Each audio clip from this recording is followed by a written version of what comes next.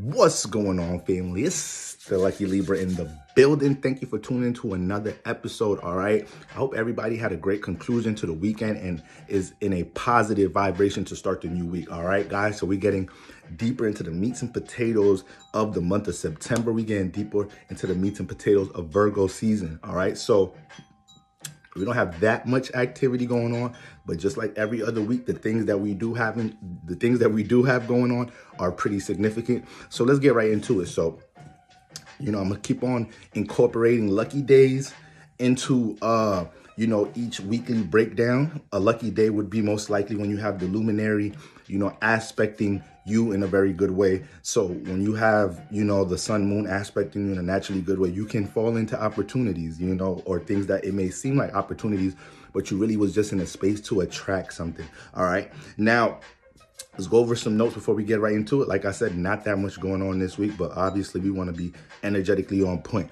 Now, listen, guys, we already know Venus goes direct, right? To start the week, Venus already goes direct. So this is pretty significant because in the same week that Venus goes direct, we have some significant activity in Taurus. So Venus goes direct, already correlating to finances, right? And then Taurus itself is the sign that represents finances and monetary gains. It's the money sign, all right? So it's going to be a lot of shifts taking place. Let me just read my notes because, I like to drift off, right?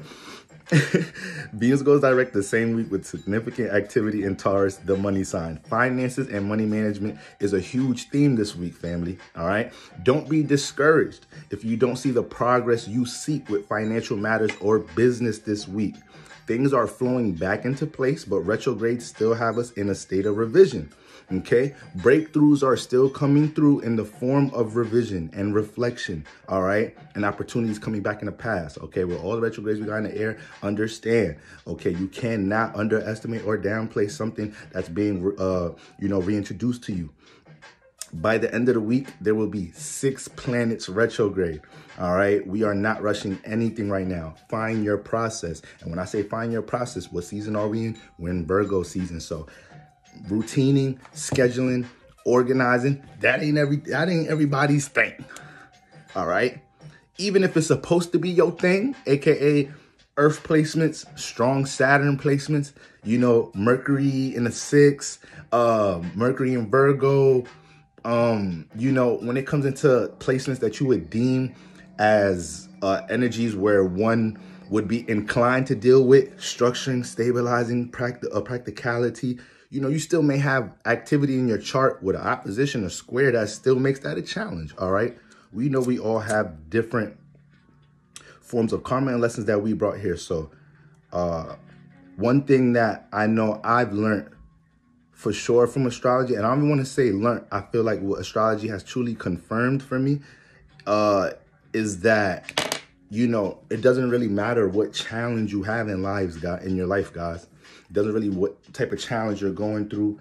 And when I say it don't matter, I'm not saying the feelings and emotions and the frequency vibration you're in these circumstances don't matter, right? I'm not saying that doesn't matter, right? We're all experiencing a human experience, but the more I study charts, the more I see that we're all equipped. We're all equipped to deal with the very challenges we have, in this experience, right? The constant challenges, the challenges and things that we need to break from past life cycles. Guys, everybody's equipped. And this is why you have to embrace your path and your journey, because the path and the journey has a lot to do with the development to become equipped to dealing with some of these things. All right, guys. So, it's just a little side note on that. Just a little side note on that. Okay, let's get right into it. So Sunday, guys, Sunday, the 3rd, Venus went direct. So love matters, finances start to move forward. Okay. Now understand, we still got retrogrades in the air, but as far as Venus was putting a pause on a couple of things. And you guys may want to go ahead and check out my video talking about 5 things we need to understand.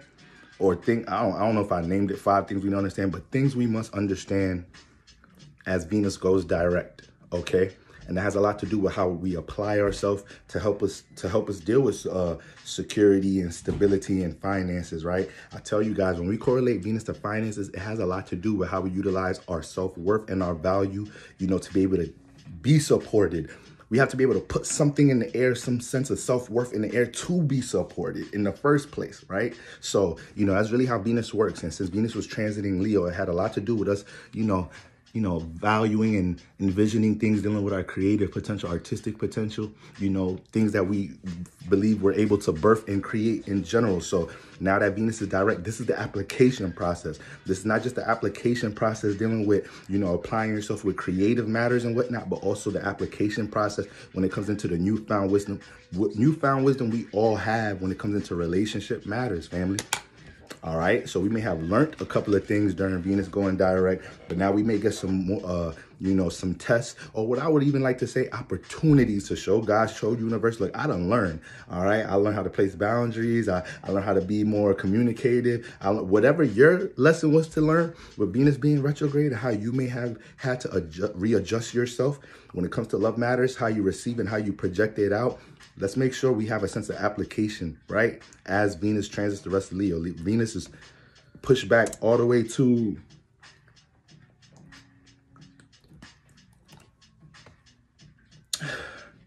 Venus is pushed back all the way to 12 degrees.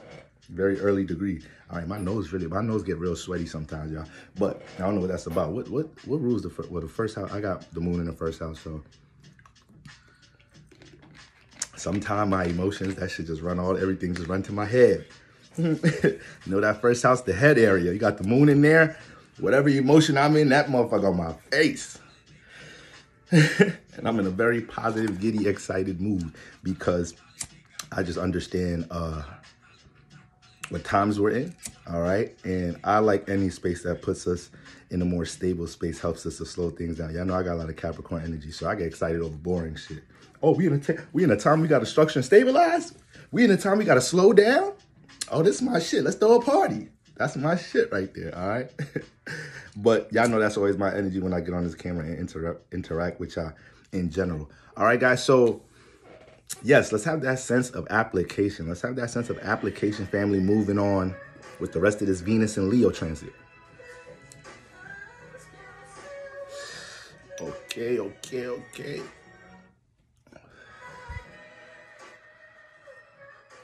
All right, so we start the week with Venus going direct, and then the moon enters Taurus 11 a.m. All right, so we just had the moon in Aries over the weekend with the sun in Virgo. We may have been very extreme, aggressive towards anything dealing with business matters, trying to be very prompt and on time and things. Very passionate about doing things in an organized fashion. We may have had a strong ass intention towards reacting, towards putting things in their place, structuring things, whether that may have been your relationships, whether that may have been things with your schedule overall, priorities, responsibilities. We had a strong intention towards that, and that energy, sun in Virgo, moon in Aries, it pushes you, to use that durability of Aries, use that charge of Aries and force it towards how you express yourself, building a schedule, taking care of things with projects. But we know when the moon is in Aries, we could just be turned up in general. Everybody just be turned up in general. Okay? When the moon is in Aries, that's my third house. I'm a chatty patty in general. So when that motherfucker get in Aries, I don't know how to shut up. I just don't know. You got to hear these thoughts, bro. A little bit too passionate about these thoughts right now. Okay? But the moon enters Taurus. All right? The moon enters Taurus. And when the moon gets into Taurus, this is the exaltation space. All right, I told you guys this week has a lot to do with structure, stabilizing. That Virgo energy is really getting supported with a lot of transits this week. So, because it's the exaltation space, we have the potential to become extreme with anything dealing with stability, security, what we value. We're extremely reactive towards these things. We're extremely sensitive towards these things. If we're not applying ourselves or reacting to things dealing with security and stability and, nourishing the things that we value in a positive way and making sure we're placing boundaries on things in a negative way, we can run into a little chaotic, situation around this time. We could definitely overindulge with moon and Taurus, especially if you have Taurus placements, strong Venus placements, all right, strong second house placements. Be careful. But we already know the activity that's in Taurus with Jupiter and Uranus there. All right, so Taurus has been active the whole year. We've all been going through different shifts, learning how to apply our knowledge and wisdom when it comes into building stability and security, analyzing our self-worth. A lot of us been going through some extreme situations to try to trigger us to observe our self-worth that we've probably been neglecting. All right, you really got to key in on the house that you have Taurus in. But with the moon moving in Taurus, it activates a lot of the things we've been experiencing with Uranus and Jupiter here. And then we got the sun in Virgo. All right, we got the sun in Virgo. So double earth influence, big trine influence. So we're all under a harmonious energy when it comes into, you know, embracing any process towards stabilizing and structuring things in our life, specifically the house you have Virgo and Taurus in. All right, now lucky days when the moon is in Taurus will shift to Capricorn, Taurus, Virgo, Cancer, and Pisces. Cancer and Pisces. Okay, those are the lucky days for you guys right there. So you signs got to watch out for external energies, encouraging things that you need to believe in some more within yourself. That may be a real sign from God that you need to utilize this talent, creative attribute, or something you can service to the world. It may be just natural opportunities dealing with stability and security for you guys. You guys may be placed in position to help others stabilize something or structure something in some type of shape or form. All right. Okay, now Monday, the 4th. Okay, happy birthday all my Virgos, by the way. On the 4th, Mercury retrograde in Virgo starts to harmonize with Jupiter. Now, we spoke about this specific alignment in my Virgo season for influences for all signs live streams. I told you guys that there's going to be a point in Virgo season where Mercury and the sun, they're going to be harmonizing with Jupiter and Uranus, and this could bring a lot of breakthroughs with things dealing with how we navigate our career path, put resources in their proper place in order to, you know, help build or stabilize something, new perspectives when it comes into things with projects, plans, you know, past business opportunities reintroducing themselves, you know, with knowledge and wisdom that you already have, realizing, like I said, a breakthrough, realizing how to apply it, or this transit can create a space now where there's a pocket for you to apply a certain skill or something. So all these type of opportunities we got to watch out for, especially between our earth houses. Now, earth houses, the houses that you have earth signs in, these are the houses that could receive these type of natural opportunities around this time. But at the same time that Mercury starts to harmonize with Jupiter in Taurus, Jupiter goes retrograde, family. All right, Jupiter goes retrograde. So Jupiter will be retrograde until December 30th. Okay, so slowing down projects is very key right now. We already know that because we have other planets retrograde. Mercury's retrograde in Virgo. So this is, like I said, it's really not a time to try to do anything super extra or, you know, introduce a lot of new things into something that you're building or structuring. This is really the time to structure, stabilize it, observe it, build new patterns around it, see observe things in different ways that's already in motion or whatnot. See what you have neglected in the past, resources and tools in the past, experience, wisdom in the past that you can see how to reapply now. So this is the state that we're in around this time. All right, guys. So you got to be careful of throwing a lot of new things in the air. Okay. So yeah. Experiences, slowing down projects is key right now. Experiences that challenge your faith will be likely. Now, this is very important because Jupiter doesn't know what lack in general. Jupiter don't do lack. Jupiter is dealing with abundance, prosperity, expansion, growth, you know, excelling.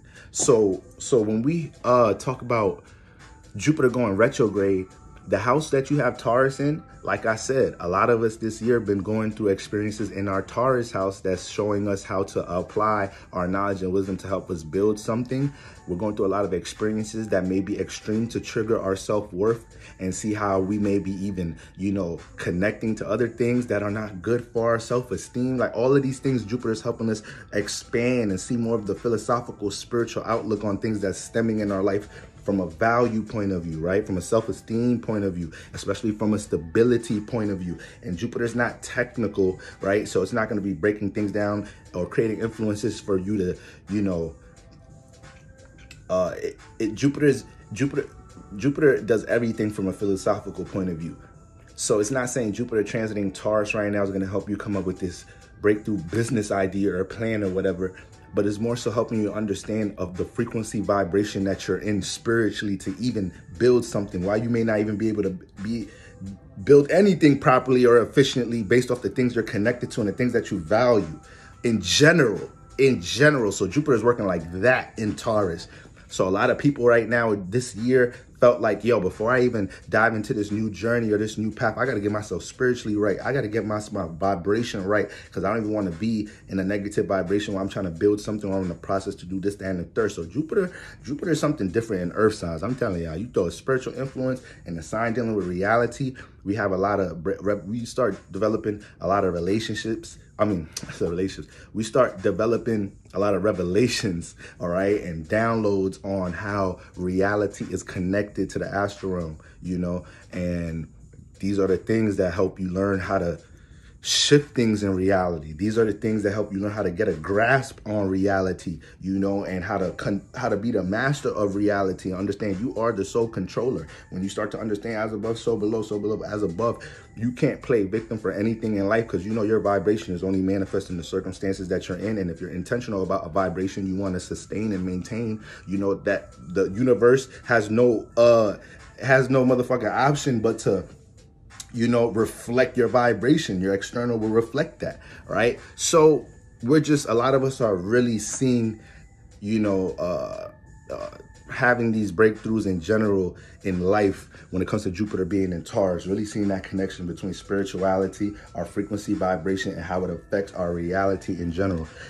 But with all this being said, a lot of this is turned up. A lot of this enlightenment and awareness about these very concepts are super turned up, while Mercury, that's retrograde, revising things, is harmonizing with Jupiter that starts to go retrograde and harmonize around these things. So some of these breakthroughs, they coming right now. As soon as Jupiter turns retrograde, some of these breakthroughs are coming this week. All right. But yeah, like I said, our faith will be challenged in certain areas.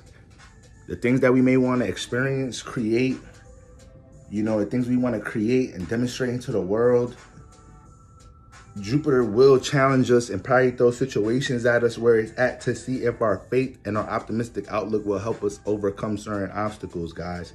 All right, Jupiter is definitely challenging our optimism. So we have to be able to hold on to that when we're not in the most brightest space or that most highest space, guys. All right, you have to hold on to a sense of optimism 25/8, not just when you're in a dark space. Okay, now Mercury and Jupiter harmonized on August 9th.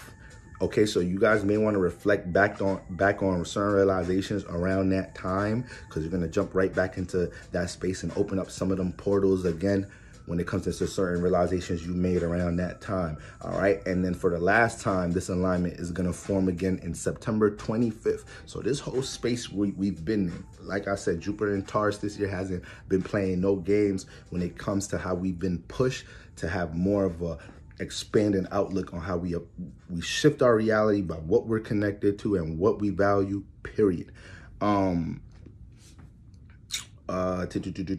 There's a sense of optimism that stems from conversation and interaction, right? Mercury retrograde already rules communication, interaction. So the more we can get into a communicative, relatable space around this time, you can't underestimate the type of knowledge or, advice or guidance or connections we may be able to make that's connected to things we're trying to create, or just a sense of optimism or a more optimistic outlook on how to do something in life based off of interacting with other people right now. Be a student at all times, especially while Jupiter in retrograde. You don't know shit. We don't know a goddamn thing. You don't know shit. I don't know shit. All right. And with that mentality, you're going to know a lot of shit. All right. Now, anyways, that's what we got going on there, family. Now, and on the same day, the moon aligns with Jupiter in the afternoon. So these things I already felt deeply, because we know what is the moon. The moon is the activator. The activator. If the moon was like a rapper or like a street ball player, that's would be the activator. The activator coming down the court. That would be the moon's alias. That's fire. That's fire. If you're a Cancer and you're a rapper, that should be one of your aliases right there. Make that your rap name, period. But when your shit blow up, give me a little, hook the Lucky Libra up with a little something on the side. All right, just a little something. That's it. I ain't too greedy. I know I got Capricorn energy, strong Scorpio energy. I ain't too greedy though. All right. Nigga said too greedy. Nigga, your ass is greedy though. You just said you ain't too greedy. But that's what we got going on, guys. The moon enters Taurus at 11 a.m. the same day we have all this activity with Mercury harmonizing with Jupiter. So we're sensitive. We're feeling deeply on understanding how we could shift things or starting or, you know, putting energy into any pursuits, dealing with shifting our reality. Now, Venus is direct, so it's clarity with our value system and finances as well as the moon gets in there. So let's actually be careful not being too extreme this week doing anything dealing with money and finances. Like I said, we in a revision state. Jupiter can be extreme. Jupiter doesn't get enough. We don't talk about how extreme Jupiter really is. And then the moon is making that contact there. So we just want to be, you know, in an observational state. Be careful of being super proactive. The moon is harmonizing with the sun. Like I said, all these retrogrades, and then the moon is harmonizing with the sun. Guys, allow the answers to come to you. Allow the answers to come to you, all right? So, all that activity is going on the moon day to start the week, and that's most of that significant activity that's going on this week. Moving on to Tuesday on the 5th, the moon enters Gemini, all right? Moon enters Gemini around 4:08 p.m., so the lucky days shift to Libra, Aquarius, okay, Aries, and Leo, all right, and Gemini placements, of course, all right? And the friction gets picked up by the mutable signs, Pisces, Sag, not too much Virgo, because Virgo got the sun right now, all right? They got the power of the sun. But when it comes into my Sagittarius and my Pisces, you know, I got to jump into more you got to jump into more Mercury-like energy. We're going to have the sun in Virgo and Gemini, the moon in Gemini. These are the Mercury signs.